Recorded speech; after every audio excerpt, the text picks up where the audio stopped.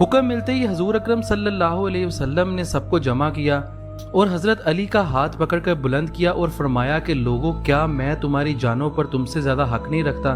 सहाबा इकराम ने एक होकर जवाब दिया कि बेशक अल्लाह के रसूल, आप हक रखते हैं। और इसके बाद हजूर अकरम सल्लल्लाहु अलैहि वसल्लम ने फरमाया कि जिसका मैं मौला हूँ इसका अली भी मौला है, और ए अल्लाह, जो अली से मोहब्बत करे तू इससे मोहब्बत कर, और जो अली से दुश्मनी रखे तू इससे दुश्मनी रख। और फिर फरमाया कि मैं तुम्हें अल्लाह की किताब यानी कुरान, अपनी सुन्नत और अपने अहले बैत को छोड़ के जा रहा हूँ। ये कुरान अल्लाह की किताब, अल्लाह का नूर है, ये हिदायत है, जो कोई भी इसको पकड़ेगा कभी गुमराह नहीं होगा।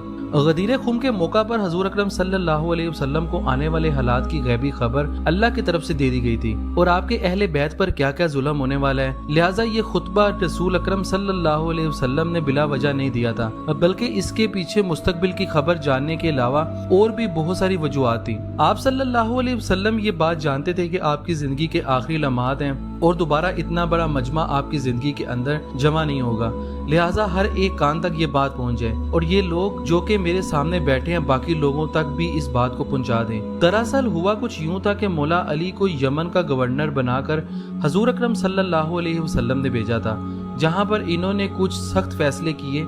अब जाहिर है कि ये फैसले मेरिट पर थे, जो कुछ अमीर लोग और बहुत सारे लोग इसकी वजह से नाराज हो गए और इन्होंने मदीने आकर हजूर अकरम सल्लल्लाहु अलैहि वसल्लम से इसकी शिकायत की। हजूर अकरम सल्लल्लाहु अलैहि वसल्लम ने इस मौका पर हजरत अली की वो शान की कि अल्लाह अल्लाह। आपने फरमाया कि अली से मोहब्बत वही करेगा जो कि मोमिन होगा और अली से बुग़्ज़ वही रखेगा जो कि मुनाफिक होगा।